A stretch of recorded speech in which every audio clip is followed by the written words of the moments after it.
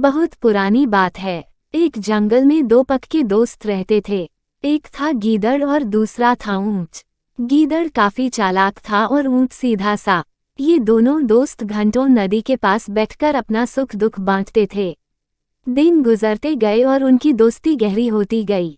एक दिन किसी ने गीदड़ को बताया कि पास के खेत में पके हुए तरबूज हैं। यह सुनते ही गीदड़ का मन ललचा गया, लेकिन वो खेत नदी पार था। अब नदी को पार करके खेत तक पहुंचना उसके लिए मुश्किल था।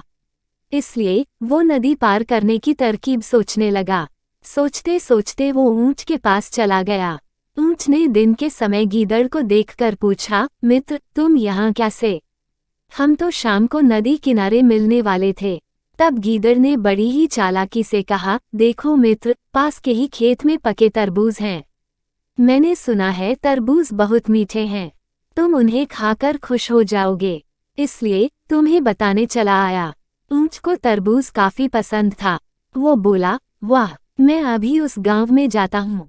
मैंने बहुत समय से तरबूज नहीं खाए हैं। ऊंट जल्दी जल्दी नदी पार करके खेत जाने की तैयारी करने लगा। तभी गीदड़ ने कहा, दोस्त, तरबूज मुझे भी अच्छे लगते हैं, लेकिन मुझे तैरना नहीं आता है। तुम तरबूज खा लोगे तो मुझे लगेगा कि मैंने भी खा लिए।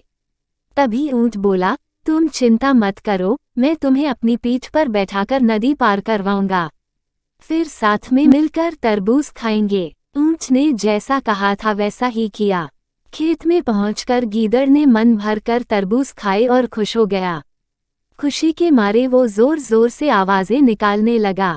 तभी ऊंट ने कहा, तुम शोर मत मचाओ, लेकिन वो माना नहीं। गीदड़ की आवाज सुनकर किसान डंडे लेकर खेत के पास आ गए। गीदड़ चालाक था, इसलिए जल्दी से पेड़ों के पीछे छुप गया।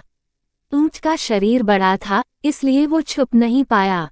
किसानों ने गुस्से के मारे उसे बहुत मारा। किसी तरह अपनी जान बचाते हुए ऊंट खेत के बाहर निकला। तभी पेड़ के पीछे छुपा गीदड़ बाहर आ गया। गीदड़ को देखकर ऊंट ने गुस्से में पूछा, तुम क्यों इस तरह चिल्ला रहे थे? गीदड़ ने कहा कि मुझे खाने के बाद चिल्लाने की आदत है, तभी मेरा खाना पचता है। इस जवाब को सुनकर ऊंट को और गुस्सा आ गया। फिर भी वो चुपचाप नदी की ओर बढ़ने लगा। नदी के पास पहुंचकर उसने अपनी पीठ पर गीदड़ को बैठा लिया। ऊंट को मार पड़ने से मन ही मन गीदड़ खुश हो रहा था। उधर नदी के बीच में पहुंचकर ऊंट ने नदी में डुबकी लगानी शुरू कर दी। गीदड़ डर गया और बोलने लगा, यह क्या कर रहे हो? गुस्से में ऊंट ने कहा, मुझे कुछ खाने के बाद उसे हजम करने के लिए नदी में डुबकी मारनी पड़ती है। गीदड़ को समझ आ गया कि ऊंट उसके किए का बदला ले रहा है।